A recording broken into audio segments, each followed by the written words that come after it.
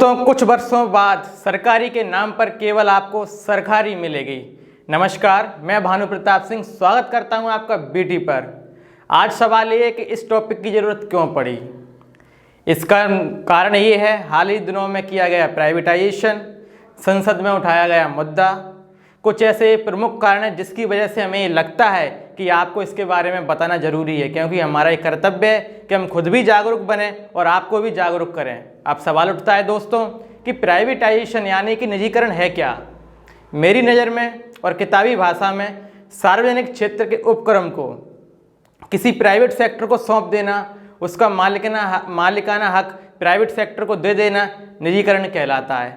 अब बात ये कि निजीकरण हम कौन से तरीके से कर सकते हैं, यानी कि सरकार किन तरीकों से निजीकरण कर सकती है। इसके तीन तरीके हो सकते हैं। डिसइन्वेस्टमेंट, यानी कि कुछ हिस्सा सरकार के नियंत्रण में रहेगा और कुछ हिस्सा प्राइवेट सेक्टर के नियंत्रण में रहेगा। दूसरा आता है सेल, यानी कि पूरी तरीके से किसी उपक्रम को बेच देना, उसका नियंत्रण पूरी तरीके से निजी क्षेत्र के हक में चला जाना।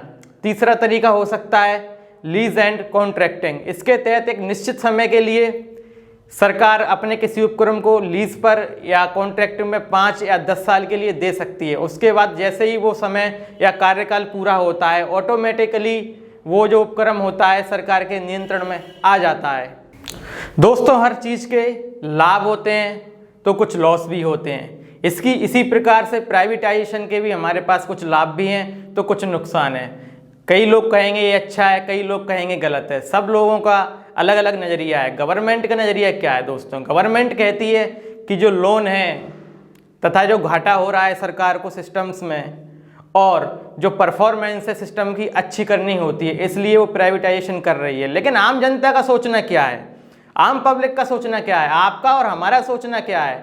हमारा सोचना ये है कि इसमें जॉब सिक्योरिटी की कमी रहती है, पारदर्शिता की कमी रहती है और एक गुंजाइश रहती है कि जो सरकार काम कर रही है वो अपना निभा नहीं पा रही है, अपने कर्तव्यों से दूर भाग रही है। इस कारण ये निजीकरण कर रही है, क्योंकि निजीकरण ये आम जनता के हित की बात नहीं करता है, इसलिए सरकार को निजीकरण नहीं करना चाहिए। अब बात करते हैं दोस्तों पूंजीपतियों की। पूंजीपतियों का आप सभी जानते हैं, इनका प्रथम और अंतिम लक्ष्य मुनाफा कमाना होता है। ये हर कीमत पे अपनी कंपनी को आगे बढ़ाना चाहते हैं और प्रॉफिट कमाना चाहते हैं, फिर भले ही इसको किसी भी हद तक गुजरना पड़े।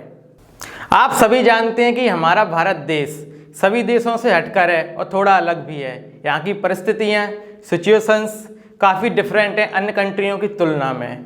आपको लग रहा होगा कि जो अभी वर्तमान सरकार है वो सर्वप्रथम प्राइवेटाइजेशन कर रही है या निजीकरण कर रही है, लेकिन आप गलत हैं दोस्तों। सबसे पहले 1991-92 में प्राइवेटाइजेशन किया गया था और उस समय हमारी जो अर्थव्यवस्था थी अच्छा काम नहीं कर रही थी। और आपको जानकर ये हैरानी होगी, उस समय जो हमारे वित्त मंत्री थे वो डॉक्टर मनमोहन सिंह जी थे और इसका नतीजा भी सकारात्मक रहा था। 1991 एंड 1992 से पहले जो हमारी अर्थव्यवस्था थी मुख्यतः समाजवादी थी, लेकिन आप 1991 एंड 1992 के बाद देखेंगे कि जो हमारी अर्थव्यवस्था है वो समाजवादी तथा पूंजीवादी अर्थव्यवस्था दोनों का मिक्सचर आपको देखने को मिलता है। Public sector and private sector दोनों मिलकर साझेदारी करते हैं और इनका जो कोशिश होती है भारत को नए आयामों को सफलता की ओर ले जाना, विकास करना होता है। और ये करा क्यों जाता है सरकार के द्वारा? वित्तीय घाटे की राहत के लिए, जो घाटा अभी देश को हो रहा है, less GST collection, economical crisis, ये ऐसे कुछ कारण होते हैं जिससे मजबूरी में आकर सरकार को निजीकरण करना पड़ता है। अब बात आती है कि निजीकरण तो हम कर रहे हैं, आखिर पब्लिक सेक्टर एंड निजीकरण, इसमें फ़र्क क्या है, अंतर क्या है, ये सभी जानना चाहते हैं। जैसे कि उदाहरण के तौर पर जो पब्लिक सेक्टर रहता है वहाँ पर व्यक्ति का जो अंतिम लक्ष्य रहता है वो जनसेवा रहता है, जबकि प्राइवेट सेक्टर में जो व्यक्ति होते हैं उनका जो अंतिम लक्ष्य है वो पैसा कमाना होता है। सरकार में जो कर्मचारी होता है, अधिकारी होता है, उसके पास ज़्यादा राइट्स रहते हैं बजाय एक प्राइवेट एम्प्लॉय के, उसके पास कम अधिकार होते हैं। हालांकि गवर्नमेंट जॉब्स में सरकारी सैलरी जो रहती है वो कम होती है बजाय प्राइवेट सेक्टर में। प्राइवेट सेक्टर में अच्छी खासी सैलरी मिलती है। ट्रांसपेरेंसी की अगर बात की जाए तो गवर्नमेंट में ज़्यादा पारदर्शिता है बजाय प्राइवेट सेक्टर के। इसी प्रकार से जो पर्सनल ग्रोथ होती है वो आपको सरकार में देखने को नहीं मिलती है। लेकिन आप देखेंगे कि प्राइवेट सेक्टर में जो पर्सनल ग्रोथ है, व्यक्तिगत जो ग्रोथ है, वो प्राइवेट सेक्टर में अच्छी खासी रहती है। जॉब सिक्योरिटी भी दोस्तों, आप प्राइवेट सेक्टर में जॉब सिक्योरिटी की कम संभावना रहती है, वहाँ पर आपको कभी भी निकाला जा सकता है। परंतु सरकारी जो जॉब है आपकी, वो एक सुविधा रहती है उसमें, और आपको कोई भी अचानक से नहीं निकाल सकता है जब तक आप कुछ गलत काम नहीं करते हैं। दोस्तों, हम भारतीयों की एक निशानी है इज्जत। हम हर हालत में इज्जत पाना चाहते हैं और इज्जत कमाना चाहते हैं।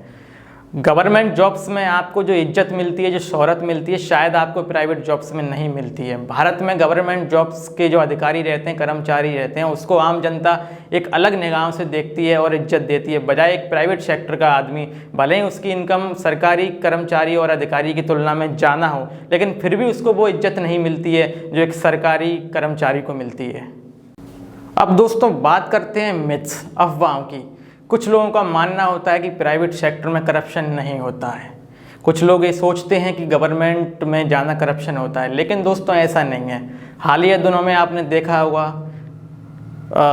जैसे कि यस बैंक का घोटाला, पीएनबी घोटाला, और पहले अगर आप जाएंगे तो आप पाएंगे सत्यम घोटाला। ऐसे कुछ उदाहरण हैं। इससे साबित होता है कि प्राइवेट सेक्टर में भी बड़े पैमाने पर घोटाला होता है। बाकी सरकारी में भी घोटाले होते हैं, आप देखे होंगे, और आपने कर्मचारियों को देखा होगा नंगे हाथ पकड़े जाते हैं रिश्वत लेते। तो ऐसा कुछ नहीं है, सरकारी जॉब्स में भी भ्रष्टाचार देखने को मिलता है और प्राइवेट जॉब्स में भी भ्रष्टाचार हो सकता है। अब बात करते हैं प्रमोशंस की दोस्तों। कुछ लोगों को ये लगता है कि प्राइवेट में जो प्रमोशंस होते हैं वो उसकी मेहनत और कार्य क्षमता के अनुसार होता है, और सरकार में तो सरकारी जो जॉब्स होती हैं उसमें हर किसी का प्रमोशन हो सकता है, लेकिन ऐसा नहीं है। प्राइवेट में भी ये डिपेंड करता है कि आपके बॉस से आपके संबंध कैसे हैं, आपके रेफरेंसेस कैसे हैं, उस बेसिस पे आपका प्रमोशन हो सकता है। इसी प्रकार से जो सरकारी जॉब्स रहती हैं, ऐसा नहीं है कि वहाँ पे हर किसी का प्रमोशन होता है। वहाँ पर भी ऐसा देखा जाता है, उनकी ग्रेडिंग सिस्टम होता है, कौन अच्छा काम कर रहा है और कौन बुरा काम कर रहा है। अगर आप कुछ बुरा काम कर रहे हैं तो निश्चित तौर पर आपको प्रमोशन में परेशानी का सामना करना पड़ सकता है, और अगर आप अच्छा काम कर रहे हैं तो आपका जो प्रमोशन होगा वो जल्दी होगा, और हो सकता है कि आप एक अच्छी पोस्ट पा लें। इसलिए आप इन सब चीज़ों में ना जाएं।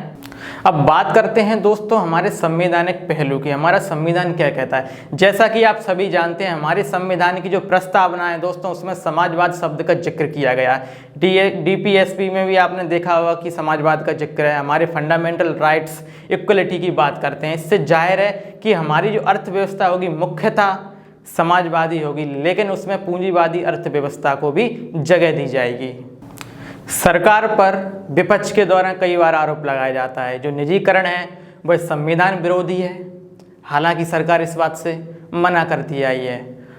जो सरकार का जो मुख्यतः काम होता है प्रो कैपिटलिज्म, मतलब पूंजीपति या पूंजीवादी अर्थव्यवस्था को लाना है फिलहाल। और कई बार विपक्ष के द्वारा ये भी कहा जाता है कि ये आरक्षण के विरोध में किया जा रहा है। हालांकि सरकार हर बार की तरह इस मना करती आई है कि ये आरक्षण विरोधी बिल्कुल भी नहीं है। यहाँ पर संविधान के सभी पहलुओं पर गौर किया गया और उनको लागू किया गया है। निजीकरण के परिणाम क्या हो सकते हैं दोस्तों? रिस्क ऑफ मोनोपोली, यानी कि किसी एक कंपनी या किसी एक व्यक्ति के हाथों में पावर चला जाना पूरी तरीके से। जैसे उदाहरण के तौर पर जियो कंपनी का दोस्तों, टेलीकम्युनिकेशन में जियो का एक तरफा राज है। मेरा ये मानना है कि कभी भी एक आदमी के हाथ में पावर चला जाना किसी भी देश के लिए हानिकारक साबित हो सकता है। दूसरा पॉइंट आता है रिस्क ऑफ बैंकरप्सी। दोस्तों, कंपनी का दिवालियापन या दिवालिया होना। आपने देखा होगा कि सरकारी अगर कोई कंपनी है तो अगर वो दिवालिया घोषित होती है तो ये संभावना रहती है कि सरकार उसे बचाने का प्रयास कर सकती है। लेकिन अगर प्राइवेट सेक्टर में कोई कंपनी डूबती है या कंगाल हो जाती है तो ये संभावना है कि उसको बचाने वाला कोई नहीं है, ना ही सरकार प्रयास करती है। पावर शिफ्ट होना, निजी क्षेत्र में पावर चला जाना इस बात का सबूत है कि गवर्नमेंट अपने कर्तव्य को निभा नहीं पा रही है। अगर निजी क्षेत्र के ऊपर पावर चला जाता है तो ये संभावना रहती है कि जो निर्णय लिए जाएंगे वो पूंजीपतियों के द्वारा लिए जाएंगे और सरकार है इनके दबाव में काम करेगी। उदाहरण के तौर पर अमेरिका। दोस्तों, अमेरिका एक ऐसा देश है जिसने सर्वप्रथम निजीकरण किया था, और वहाँ पर की जो सरकार है वह कोई भी डिसीजन लेती है तो विदाउट जो क्या कहते हैं पूंजीपति रहते हैं उनके मशवरे के बगैर कोई भी डिसीजन नहीं लिया जाता है। इसी प्रकार से भारत में ये संभावना बढ़ सकती है कि आने वाले समय में आप देखेंगे कि पूंजीपति देश चला रहे हैं। अब बात करते हैं सरकार की। सरकार पास हुई या फेल हुई। दोस्तों, मेरा ये पर्सनल मानना है कि जब कोई सिस्टम अच्छे से काम कर रहा होता है और हमें प्रॉफिट दे रहा होता है तो उसमें चेंजेस करने की आवश्यकता महसूस नहीं होती है। हम चेंजेस तभी करते हैं जब वो अपने काम को सही तरीके से नहीं कर पा रहा हो, घाटे में जा रहा हो और जो हमें किसी सिस्टम से उम्मीद है वो उन पर खरा नहीं उतर रहा हो। सरकार का निजीकरण करना इस बात का सबूत है कि सरकार अपनी जिम्मेदारियों से भाग रही है और वो अपनी जिम्मेदारियों को निभा नहीं पाई है। अगर वो किसी चीज़ सिस्टम में चेंजेस ला रही है तो इससे स्पष्ट होता है कि सरकार अपने काम में फेल हो चुकी है। उदाहरण के तौर पर तत्कालीन पीयूष गोयल 2019 में उन्होंने कहा था कि रेलवे का प्राइवेटाइजेशन नहीं होगा, लेकिन आज आप देख सकते हैं कि रेलवे का प्राइवेटाइजेशन किया जा रहा है। साफ जाहिर है सरकार की कथनी और करनी में ज़मीन आसमान का फ़र्क है। प्राइवेट सेक्टर का सकारात्मक पक्ष क्या हो सकता है? उदाहरण के तौर पर रतन टाटा। दोस्तों, ये ऐसी शख्सियत है जो किसी पहचान या इंट्रोडक्शन की मोहताज नहीं है। आप सभी जानते हैं कि रतन टाटा एंड रिस्पेक्टेड श्री अजीम प्रेम जी, इन दोनों का हमारे देश के ऊपर आप देखते होंगे कभी भी जब मुसीबत आई है तो इन्होंने आगे आकर बढ़ चढ़कर हिस्सा लिया है और हमारे देश को कई बार डोनेट करते हैं। और इनके ऐसे कई ट्रस्ट हैं जो फ्री में हमारे देश के लाखों गरीबों के लिए काम करते हैं। तो ऐसा नहीं है, कई बार हम गर्व महसूस करते हैं कि हम श्री रतन टाटा जी की कंपनी में काम कर रहे हैं। वैसे भी TCS में काम करना किसी सरकारी जॉब से कम नहीं है। TCS का दोस्तों एक पॉलिसी है जिसके तहत अगर उसमें कोई एम्प्लॉय आता है तो जो TCS है उसे कभी भी अपनी तरफ से नहीं निकालती है। मुझे लगता है ये बहुत बड़ा एक आइडिया है TCS का, जिसका हम सभी को सम्मान करना चाहिए। दोस्तों, इस प्रकार हमने निजीकरण के संबंध में सकारात्मक पक्ष भी देखा और नकारात्मक पक्ष भी देखा। लोकतंत्र में सरकार को आप चुनते हैं और सरकार जो फैसला लेती है उसको आपको मानना पड़ता है। आज के हालात कुछ ऐसे ही हैं, सरकार निजीकरण कर रही है, अब हम करें तो करें क्या? दोस्तों, मुझे ऐसा लगता है हमें हताश होने की आवश्यकता नहीं है। अगर सरकार निजीकरण कर रही है तो हम निश्चित तौर पर इसमें भी कुछ बेहतर करेंगे। हम कोशिश करेंगे कि इसमें भी हम कुछ अच्छा कर सकें और अपने देश के कुछ काम आ सकें, क्योंकि निजीकरण तो हो ही रहा है। अगर हम इसको लेकर बैठ जाते हैं कि अब क्या होगा हमारा, तो इससे कुछ होने वाला नहीं है। इससे अच्छा है कि आप अपने माइंड को बूस्टअप करें और कुछ करने का प्रयास करें। मेरा व्यक्तिगत मानना दोस्तों ये है कि किसी देश की अगर अर्थव्यवस्था अच्छा कर रही है तो ये संभावना है कि निजीकरण का सकारात्मक पक्ष हमें देखने को मिल सकता है। लेकिन अगर जल्दबाजी में किया गया निजीकरण बेरोजगारी और गरीबी का कारण बन सकता है। दोस्तों, मुझे लगता है आज का वीडियो आपको ज़रूर पसंद आएगा। अगर वीडियो पसंद आता है तो लाइक करें, शेयर करें। तो मिलते हैं दोस्तों अगले वीडियो में एक नए टॉपिक के साथ। तब तक के लिए आपका बहुत बहुत धन्यवाद।